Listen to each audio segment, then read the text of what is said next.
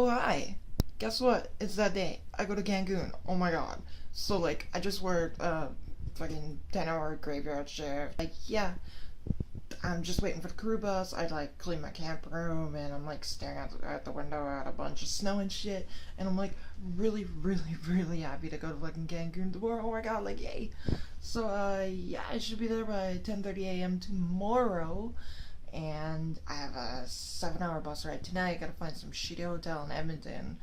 I have finally arrived at my hotel. 8-hour drive from Fort Mac to Edmonton.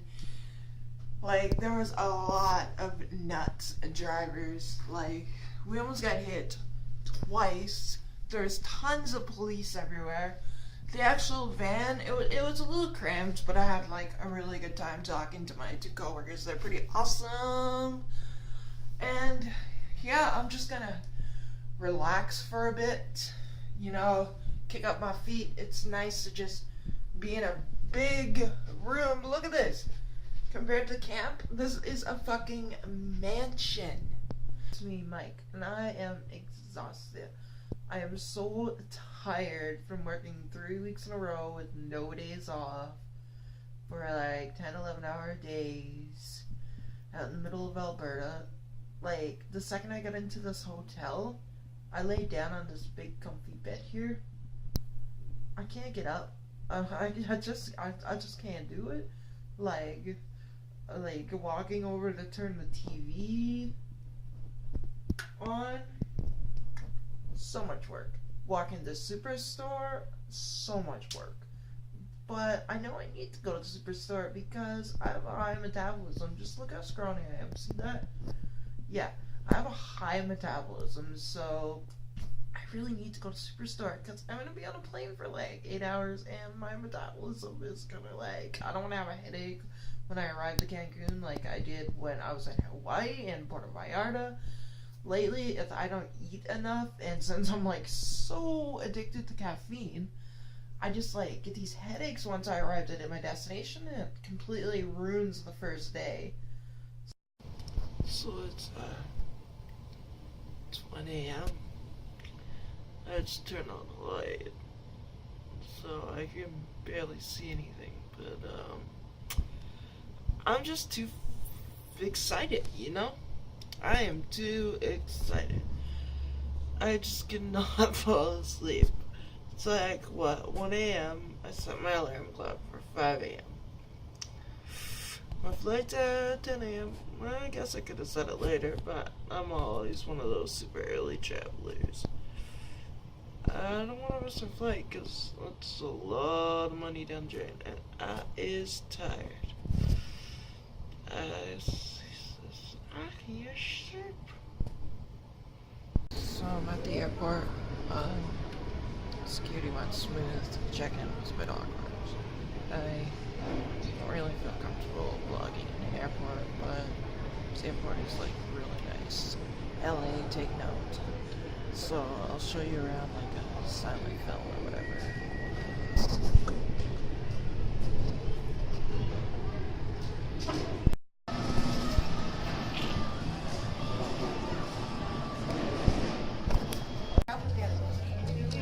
Alright, ladies and gentlemen, thank you very much for your patience with us this morning. Here we are ready to start with pre-boarding for WestJet Flight 2206, the service off to Cancun. So does anyone out there traveling with children under the age of 5?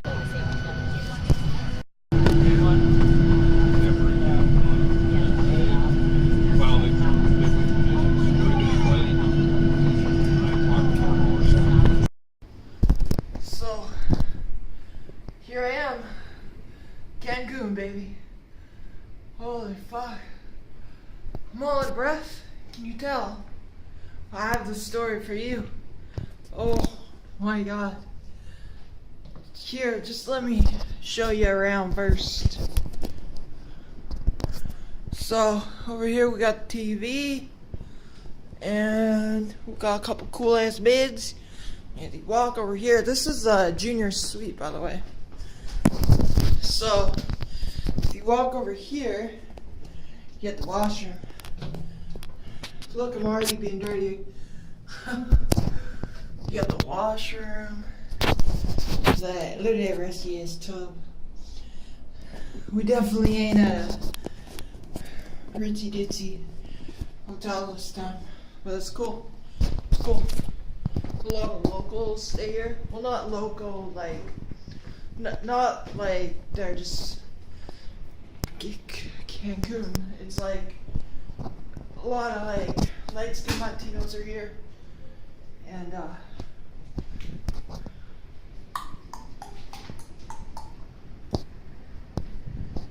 this is my room. We got the best part over here. We got the deck. We got the beach out here. As I said, there is no light out here. So yeah, you got the like ritzy ditzy condos down there.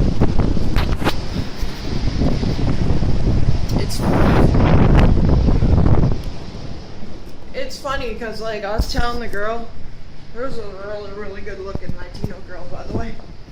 $800. I'm sorry to break it to you, but it's true. I just stopped talking after that. I'm like, I'm gonna stop talking, so whatever. So, man, was that a maze. You play with my hair. Ah. Man, was that a maze. Alright, where do I start? The cab driver? Okay, let's start with the cab driver. Oh. So I get to Puerto Vallarta. Where am I? I'm in Cancun. So I get to Cancun, and right on the plane they tell us right away that to avoid all the timeshares, so walk straight. That's what they usually always tell you. Yada yada yada. Timeshare, blah blah blah. Sports economy, blah blah blah.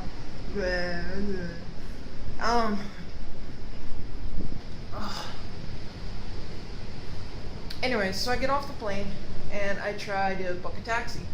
While I'm booking it, I look over there. Right after I just paid $60 American for a fucking cab ride for 20 minutes. So I look over there and what do you have? You have Super Shuttle. Super Shuttle. That thing's usually only like $20, and I thought that was only in the States. Apparently it's here too. I would have waited around for a Super Shuttle any day. So anyways, I booked the cab, and the actual cab driver doesn't tell me he's a cab driver. He's just yanking the white paper out of my hand. And so I kind of yanked back, because like, don't be yanking shit out of my hand, that's all. And I find out he's a cab driver, and then he tries putting my bag in the car, and I think he injures himself, because in the corner of my eye I see him go, ouch. And then I ask, are you alright? He's alright. So I get in the car, and this is the first time I was in a cab where I felt uncomfortable. Like, he was nice, technically, and he was just trying to work his bad English to get a tip. But man, did it make me uncomfortable. He kept asking over and over if I'm meeting a friend here, and eventually I'm just like, I gotta lie to this guy. Yeah, I'm meeting a friend. Yeah, he'll be there. So we're driving, and he's asking me, how much is my reservation? Where is it? How much am I paying? Where's my friend? So we get to the gate, and I assume he'll just let me out, and I go in, and he never finds out about my lie. Wrong. They weren't gonna let me in the gate because he kept trying to tell them that I was waiting for a friend. So I had to play all stupid, like I couldn't understand them and shit. And eventually, they finally gave up on the whole friend thing and asked my name. Eventually, they let me in. So I get to the hotel, and there's a big family of Latinos there checking in. No big deal. I need to sit. I'm exhausted and anxious because, motherfucker, I thought I was gonna get robbed or something because he was asking me all these personal questions. So I get in, I'm booking my hotel, and this hot, like, Spanish, Latino, light-skinned girl comes up, and holy fuck. Hot damn. Shit. Comes up, and she's, like, all anxious because the Wi-Fi's down, she can't contact her friend, yada yada, and she doesn't believe how much I paid. Anyways, that's not the point. So the guy tries to tell me where my hotel is. I figure I don't need to fully listen. You know, I'll just find it. It can't be that much of a maze, right? I should have filmed it. Like, words cannot describe how much of a maze this place was. It was like Vegas all over again. Like, that's a whole another story. I was lost in Vegas for, like, an hour trying to find my hotel room with this other, like, tourist guy, and, like, finally we find out we're in the wrong tower, and there's like 3 towers, and there's like these underground passages and shit. Vegas has nothing to do with what I was talking about, so let's get back to that. So it's a maze. He's like, walk, take a right, take a left, take the elevator up 2 floors, then go to the stairwell and walk up 2 floors, and then there's this magical security box, and yada yada. I go up there, and then I go up another 3 flights of stairs. And yeah, it sounded simple, but I'm just like, well, that's dumb. I'll just take the elevator all the way to the 4th floor. So I'm walking around the 4th floor, I'm like, what the hell? And I go up another floor, and it's the 5th floor, but it still has like 300s on it. I go up to the 6th floor, still has 300s on it. Go to the 2nd floor, 200s on it. I finally noticed that in the corner there are 400s, but they're way higher than mine. So finally I figure out I'll just do what he said, and I eventually find this like hidden fucking passageway in like the corner, butt-fuck corner of the fucking building, and then it's a security code, and it's not sketchy, but like the stairs were like really wide, and like once I got to my stairs, they were these narrowest crap ever. So I'm like walking up these stairs, and I'm like sweating and talking to myself because the boy's local, right? And oh my god, the fan is creepy. Is this place haunted? Like the fan just started moving for no reason. Oh, I got the window open. Right. I'm a thinker. I am a thinker. So here's the deal. It is late. That little convenience store didn't really have much, but I think these beers come to about like $1 or $2 a beer, so that's good. Needless to say, it's late. I don't have much food, and yes, there is another store down the street, but I just want to sit down. You know, I've been traveling with work, and I've been traveling all day, and so I'm gonna do something really ghetto.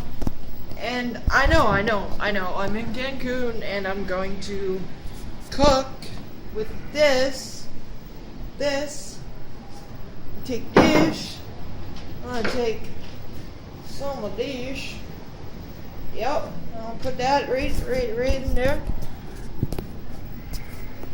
I'll take this, and I'm gonna take some of, I'm gonna take this.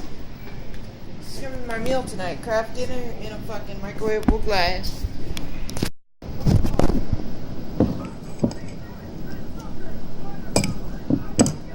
I'm watching like some Adam Sandler movie in Spanish. Since I'm not in like one of those fancy fucking resorts, this is so ghetto. Since I'm hungry though. It's morning in Cancun. It's really windy, so I have to like yell and shit. I apologize for that. I tried recording this video like 3 times and it just stopped recording, so whatever.